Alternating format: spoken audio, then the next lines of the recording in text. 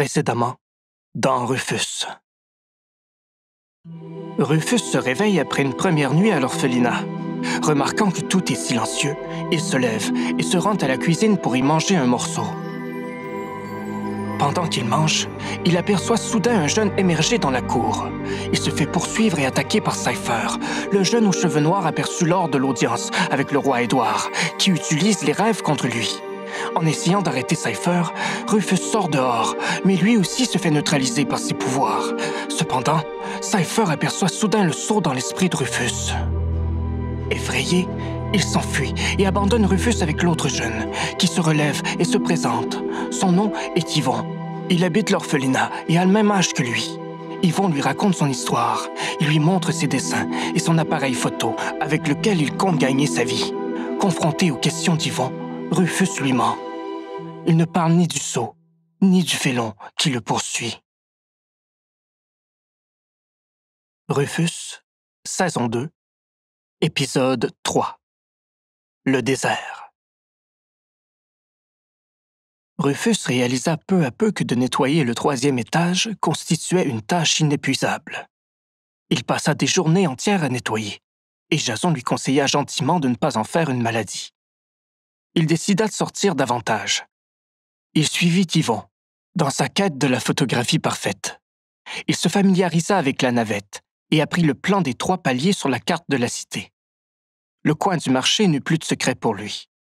Il s'y rendit souvent pour dépanner Muriel ou vendre les photos d'Yvon. Quand la nuit tombait, il rejoignait Jason pour une partie de cartes, et les journées se succédèrent ainsi, sans que Rufus ne revoie la silhouette.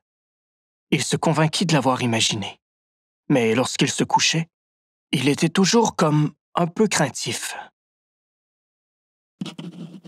Cher Rémi, Émile et tous les autres, je suis sain et sauf. Je vais bien, à part de la fatigue. Vous me manquez. Saul aussi. J'ai hâte de vous revoir pour que l'on puisse se parler de vive voix. Par lettre, je ne peux pas tout dire ce que je voudrais. Disons que la route n'a pas été de tout repos. Je vous écris de l'orphelinat d'Hélas. C'est une bâtisse énorme et à moitié vide. J'ai appris à connaître à peu près tout le monde. Je passe mon temps à découvrir la ville, avec Yvon, un ami que j'ai rencontré ici. Mes accompagnateurs, je ne sais pas si je peux les nommer, sont partis. Ils ont fait du bon boulot, je crois, même si tout ne s'est pas déroulé comme prévu. J'ai hâte d'avoir de vos nouvelles. À bientôt. Rufus.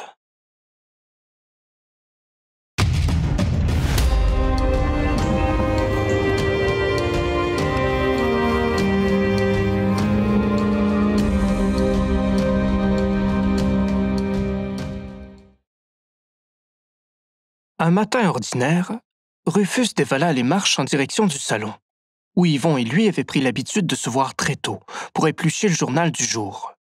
Mais dans la pièce, il n'y avait que Jason. À moitié assis, une main sur son front dégarni, il lâcha un lourd soupir. Rufus le savait anxieux de nature, mais jamais il ne l'avait vu comme ça. Je crois que j'ai gaffé. J'ai fait un fou de moi. Son nouveau tuteur se lissa la barbichette. J'ai tout de suite cru à une blague. L'année passée, des voyous m'appelaient au vocalisateur pour me faire chanter. Les petits démons. Rufus avait appris ce qu'était un vocalisateur la veille. Il s'agissait d'une sorte de machine étrange qui permettait de communiquer avec quelqu'un à distance. Jason, est-ce que tout va bien? Alors là, pas vraiment. Il rassembla ses 2 pieds et se souleva du sofa, le regard fuyant. Rufus, connais-tu Thorn? Thorn le rêveur? Thorn le héros de guerre? Le Thorn? Vraiment? Oh, saperlipopette. Il aurait fallu que ce soit toi qui réponde au vocalisateur. Parce que là, et ça donne que j'ai pris Thorn pour le petit morveux qui me chantait des sottises l'année dernière. Saperlipopette. Maintenant, Tout le royaume va vouloir ma peau. Thorn voulait me parler. Tu sais pourquoi? Ah non, je n'ai rien voulu écouter. Je l'ai juste couvert d'insultes. C'est fou quand j'y pense. Sa voix est étrange. Elle sort des tréfonds, ou je ne sais pas. Un style qu'il se donne. Dis, cette remarque va rester entre toi et moi, n'est-ce pas? Quand Yvon apparut au rez-de-chaussée, muni de son pyjama, Rufus lui expliqua son plan. Aller au château pour y rencontrer Thorn. Il connaissait sa fonction, conseiller du roi. Tu connais Thorn? Waouh! Pourquoi tu m'as rien dit? Bien sûr que je t'accompagne! Ils s'habillèrent proprement et partirent aussitôt, sans prendre en compte les avertissements de Jason, qui répéta qu'il ne pourrait pas avoir accès au château sans permis.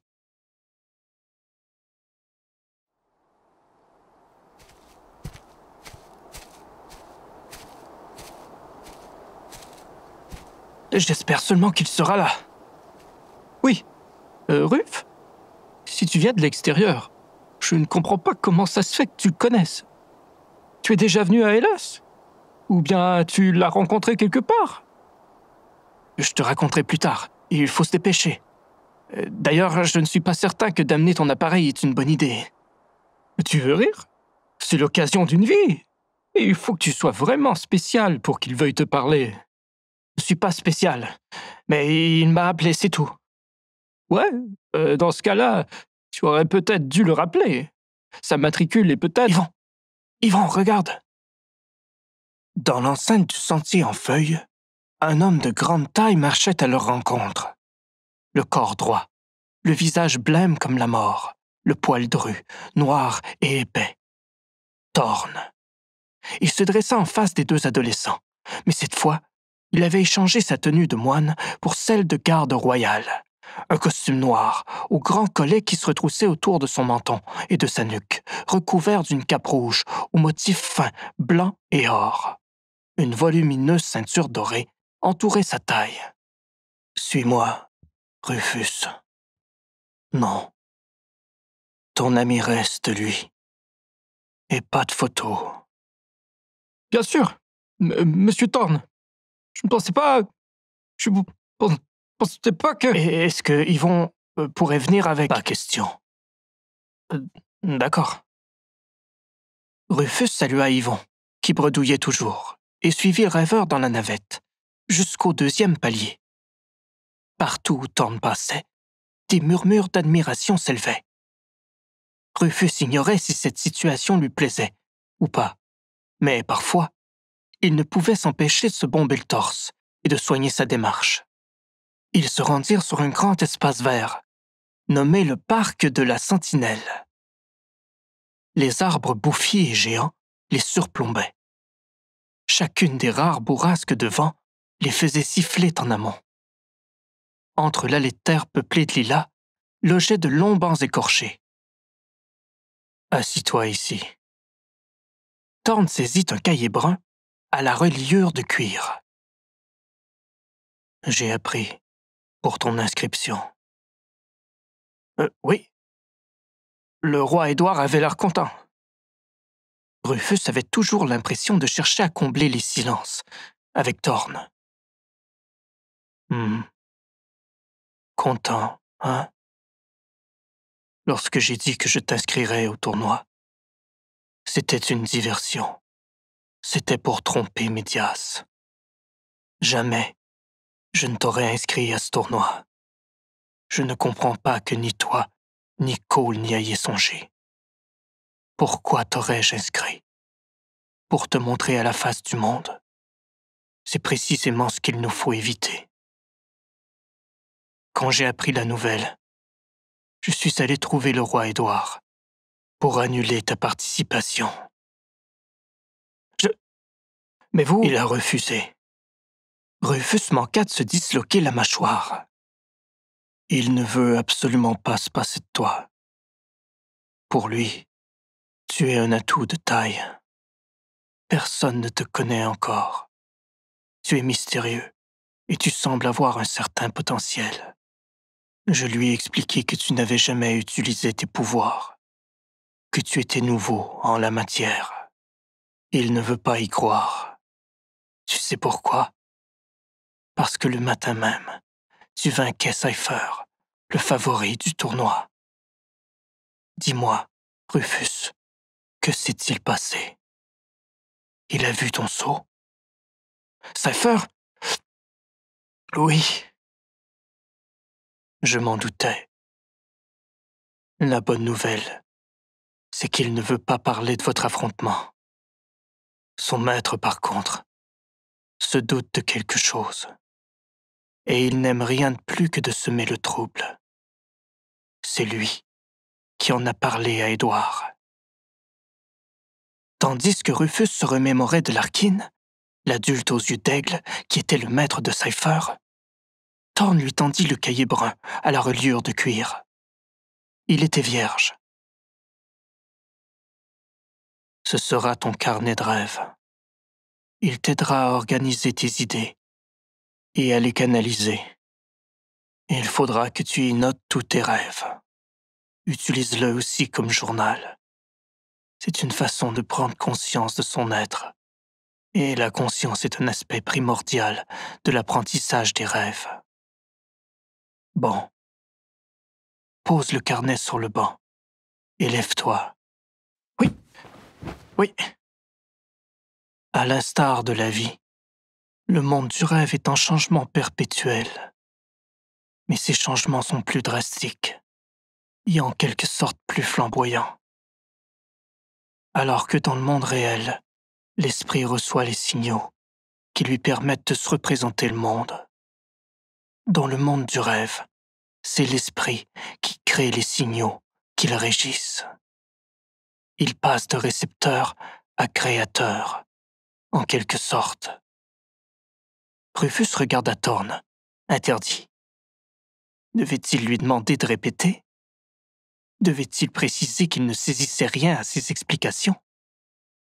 Probablement s'en doutait-il déjà, mais il ne semblait pas s'en préoccuper. Un rêveur peut aisément voir le sceau dans ton esprit, parce qu'il lui bloque l'accès. C'est comme une barrière. Mais cette barrière est fissurée. Et c'est dans ces brèches que tu devras concentrer ton... Le regard de Rufus bifurqua vers la clôture, qu'une jeune fille de son âge, petite, les cheveux noirs tressés, venait d'enjamber avant de disparaître dans les broussailles. Il avait l'impression que leurs yeux s'étaient croisés l'espace d'un moment. Qui était-elle? Venait-elle souvent dans le parc? Oups, Thorn. Il parlait encore. Ton esprit, il percevra l'énergie et non la barrière. Dans la pratique, ce n'est pas infaillible, mais ça devrait suffire. Donc, pour commencer, tu dois tout d'abord voir le monde du rêve, Rufus. Et pour cela, nous ferons un premier exercice. Détends-toi. Accepte ma présence. Relâche. Je ne suis pas un ennemi. C'est ça. Relâche. Tu vois, j'utilise les rêves pour pénétrer ton esprit. Je n'y vois qu'un espace fermé. Non. Stop. Calme-toi. Tout va bien. Rappelle-toi. Tu es au parc de la Sentinelle. Tu n'es pas en danger. C'est ça. Lentement.